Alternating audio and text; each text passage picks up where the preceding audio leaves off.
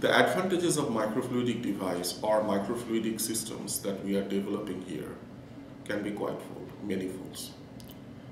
First of all, it gives us an ample opportunity to integrate different systems and multiplexing. But to make things a little bit more simpler to understand at the very beginning, this microfluidic device gives us opportunity to image the diffusion of nanoparticles through mucus in real time.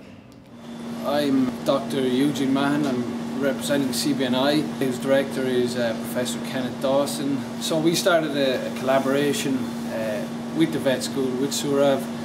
We were interested in studying how nanoparticles interacted with mucus barriers, and could we use nanoparticles as a way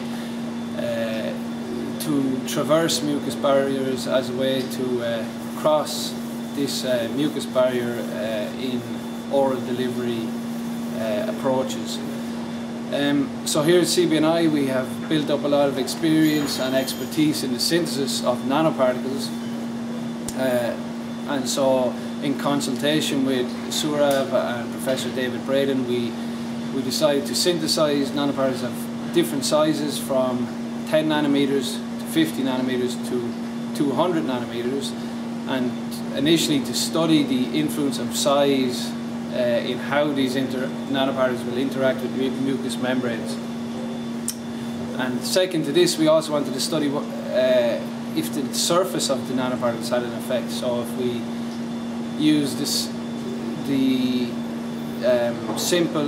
nanoparticles themselves are silicon nanoparticles, so their surface will be a silicon dioxide surface.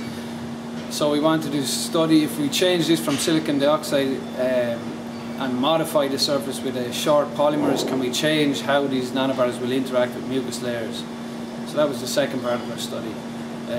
These nanoparticles also are tagged fluorescently, so internally they contain organic fluorescent molecules, which we can then use to visualize the nanoparticles and visualize their location using microscopy or using other imaging techniques. So what we have here is the G-box from Syngene, which is basically an imager which allows us to image fluorescently. So what we use it for here is to study the location of our nanoparticles within this microfluidic chip by fluorescence.